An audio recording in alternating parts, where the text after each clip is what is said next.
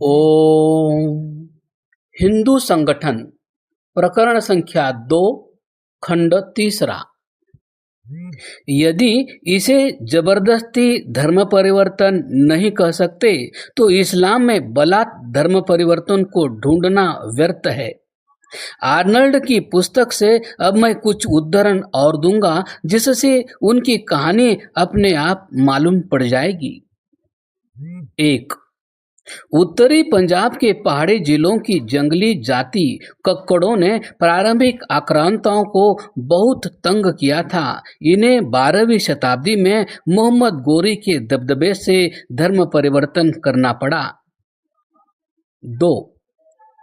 Ibn Battuta के अनुसार खिलजी ने यह प्रथा जारी कर इस्लाम स्वीकार करने वालों को बढ़ावा दिया था कि प्रत्येक नौ मुस्लिम को सुल्तान की खिदमत में पेश किया जाए, जिसे वह उसके ओहदे के अनुसार सुनहरा बाजूबंद, तावीज तथा इज्जत लायक पोशाक पहनाता था। फिरोज शाह तुगलक अपनी आत्मकथा में लिखता है, मैंने अपने काफिर प्रजाओं को बढ़ावा दिया कि वे पैगंबर के मजहब को मान ले, और मैंने ऐलान कर दिया कि जो कोई खुतबा दोहरा देगा उसे जजिया या जन कर से छुटकारा मिल जाएगा। जनता को जब इसकी खबर मिली तो हिंदू बड़ी संख्या में वहां पहुंचे और इस्लाम स्वीकार कर लिया। इस प्रकार वे दिन प्रतिदिन सब जगहों से आने लगे और इस्लाम मानने लगे। परिणाम स्वरूप जजिया से मुक्त किए जाने लगे और खिल्लत तथा इज्जत से अनुग्रहित किए जाने लगे। कुछ मुख्य मुसलमानी रियासतों में दूसरे धर्मों से मुसलमान बनाने की यह रीति अब भी प्रचलित है। 3। कहा जाता है कि औरंगजेब की हुकूमत के सिवाय हिंदुओं के ऊपर निरंतर सरकारी दबाव कभी नहीं पड़ा। पंजाब के पूर्वी जिलों में बहुत सी जातियां इस प्रकार की हैं जिनमें गांव की मुसलमान बिरादरी का कोई पुराना गांव की जमीन बचाने के लिए मुसलमान हो गया था। दिल्ली के पास गुड़गांव में एक हिंदू बनियों का परिवार है जिनके नाम के साथ शेख उपनाम लगाया जाता है, जो कि मुसलमान बने हुए हिंदू अपने नाम के साथ लगाया करते हैं। इस परिवार का एक सदस्य, जिसकी संतान परंपरा अब नहीं बची है, परिवार संपत्ति को जप्ती से बचाने के लिए मुसलमान बन गया था। इसी कारण से कानपुर के बहुत से राजपूत जमींदारों को मुसलमान बनना पड़ा था। मुसलमानों में दीक्षित परिवार इसका एक उदाहरण है, और दूसरे वे उदाहरण है कि जो औरंगजेब के समय में गैर मुस्लिम काश्तकार मुस्लिम अत्याचार से या कभी कभी लगान दे सकने में असमर्थ होने पर अपने अधिकारों की रक्षा के लिए धर्म को बदल लेते थे। दूसरे उदाहरणों में कोई पूर्वज कैदी या बंधक के रूप में दिल्ली से जाया गया था और वहां जबरदस्ती खतना करवाकर मुसलमान बना दिया गया था। बिना किसी संदेह के यह सिद्ध किया जा चुका है कि मुसलमान शासकों ने जबरदस्ती धर्म परिवर्तन किए हैं, और यह संभव मालूम पड़ता है कि औरंगजेब की अपने मजहब के प्रति धर्मांधता ने उत्तरी भारत के बहुत से परिवारों को धर्म बदलने के लिए विवश किया हो। यही कारण बहुत संभव प्रतीत होता है। इसी तरह से दक्षिण में औरंगजेब तथा हैदर अली और टीपू सुल्तान ने अनेक परिवारों तथा आबादी के एक हिस्से को मुसलमान बनाने में नामवरी हासिल की है। 4। टीपू सुल्तान ने ऐलान कर दिया था कि यदि दक्षिण के हिंदू बहुपतित्व को बंद न कर देंगे तो वह उनके विरुद्ध चढ़ दौड़ेगा।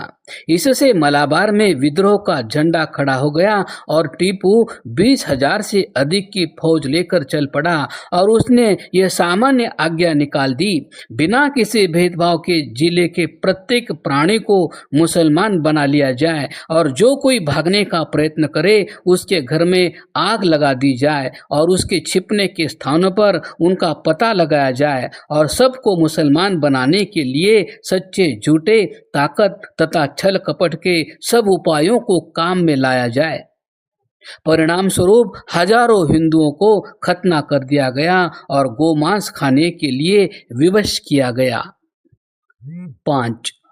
एक हिंदू जाति बिश्नोइयों में अभी कुछ समय पूर्व तक कुछ रीति रिवाजों में निष्फल एवं झूठे धर्म परिवर्तन के कुछ विचित्र अवशेष पाए जाते थे। इन्होंने विष्णु के अतिरिक्त दूसरे देवी देवताओं को मानना छोड़ दिया था। वे अभी हाल तक अपने मुर्दों को जलाने के स्थान पर भूमि में गाड़ते थे। ये अपने नाम गुलाम मोहम्मद या ऐसे ही दूसरे मुसलमानी नाम रखते थे और मुसलमानी ढंग से ही सलाम आदि करते थे। इन मुसलमानी रीति रिवाजों को अपनाने में इन्होंने कारण बताते हुए कहा कि एक बार एक विधवा के सती होने में एक काजी के हस्तक्षेप करने पर उसे मार डाला गया था। इस अपराध के दंड से छूटने के लिए उन्हें मुसलमान बनना पड़ा। इन्होंने अब इन रीति रिवाजों के स्थान पर हिंदू सामाजिक प्रथाओं का अवलंबन करना शुरू कर दिया। बिजनौर तथा आसपास के जिलों में ये बिश्नोई रहते थे और आर्य प्रचारकों ने इन्हें उनके प्राचीन धर्म में प्रवेश करवाया है।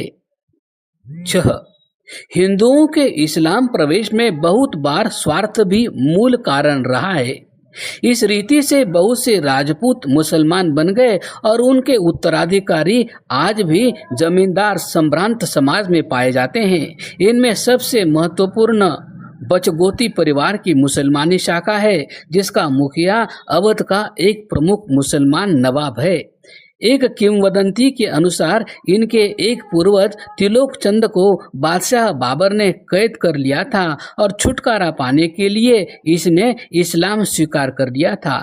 एक दूसरी कहानी के अनुसार इसका धर्म परिवर्तन हुमायूं के शासन काल में हुआ। इस बादशाह ने तिलोकचंद की स्त्री की अद्भुत सुंदरता के बारे में सुन रखा था। एक बार जब उसकी स्त्री एक मेले पर गई हुई थी तो उसे उठा ले जाया गया। अंत में उसे छोड़ दिया गया। इस उपकार स्वरूप तिलोकचंद और उसकी पत्नी ने इस्लाम स्वीकार कर लिया। दूसरी कहानी देखते ही असत्य मालूम पड़ती है। बुलंदशहर जिले में लालखानी पठान नाम का एक बड़ा मुस्लिम कुनबा है। यह अभी तक पुराने हिंदू उपनामों और परिवार के विवाह संबंधी रीति रिवाजों का पालन करता है। इस परिवार की हिंदू शाखाएं भी इसके पास ही फल फूल रही है। मिर्जापुर जिले के गहरवार राजपूत, जो कि अब मुसलमान हैं, सब घरू मामलों में हिंदू कानून और रीति रिवाजों का पालन करते हैं तथा अपने मुसलमानी नामों के साथ आदर सूचक हिंदू उपनाम लगाते हैं।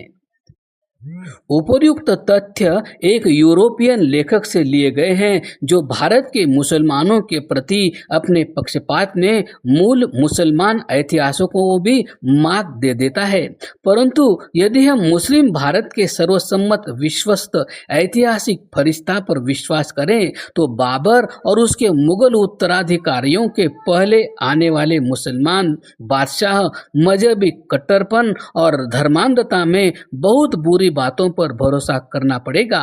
कुछ उदाहरण यहाँ पर असंगत न होंगे। 7. सन 1231 ईस्वी में शमसुद्दीन अल्तमश ने मिल्सा के हिंदू किले को जीता और महाकाली को समर्पित एक भव्य मंदिर को नष्ट कर डाला। मंदिर को प्रतिष्ठित करने वाली विक्रमादित्य और महाकाली की मूर्तियां दिल्ली ले जाई गई और बड़ी मस्जिद के दरवाजे पर तोड़ दी गई। 8. गयासुद्दीन बलबन ने यह नियम बना लिया था कि किसी भरोसे और ताकत की जगह पर किसी हिंदू को नियुक्त न किया जाए, कहीं वे अपने प्राप्त अधिकारों को मुसलमानों के विनाश में काम में न लाएं। इस संबंध में कोई शिकायत नहीं होनी चाहिए, क्योंकि अंग्रेज हिंदुस्तानियों, हिंदुओं और मुसलमानों से समान अविश्वास से व्यवहार करते हैं। 9. अलाउद्दीन खिलजी ने अपने काजी से पूछा था, हिंदुओं के किस वर्णन से आज्ञा पालन और कर देना कानून सम्मत है? इसका जवाब था, सब काफिरों से राजभक्ति और कर प्राप्ति कानून सम्मत है और उन्हें ही राजभक्त समझा जा सकता है जो जजिया तथा खिराज बिना किसी प्रकार के हिचक के दे। यदि हो सके तो इसे ताकत से भी प्राप्त करना चाहिए, क्योंकि पैगंबर के एक कानून के अनुसार काफिरों के लिए लिखा गया है, वे जिस हद तक दे सके उतना महसूल लगा दिया जाए या उन्हें बिल्कुल नष्ट कर दिया जाए। पैगंबर ने इस्लाम के अनुयायियों को हुक्म दिया है, उन्हें कत्ल कर दो या उन्हें ईमान में ले आओ। पैगंबर के शब्दों में अधिकतम सजा रखी गई है, तो भी परिणाम स्वरूप इमाम हनीफ का विचार है कि जितना अधिक बर्दाश्त कर सके उतना जजिया तथा खिराज लगा देना चाहिए और इसके पूरा न होने पर मौत की सजा दे देनी चाहिए और इसके अनुसार उससे मना कर दिया कि उनका खून व्यर्थ ही न बहाया जाए। इसलिए यह आज्ञा दे दी गई कि उनसे अंतिम दमड़ी तक जजिया और खिराज वसूल किए जाने चाहिए और सजा लगभग मौत होनी चाहिए। बादशाह मुस्कराया और बोला, तुम अनुभव कर सकते हो कि विद्वत्तापूर्ण किताबें पढ़े बिना ही पैगंबर की आज्ञाओं को अपने आप ही क्रिया रूप में परिणत करने का अभ्यासी हो गया हूँ।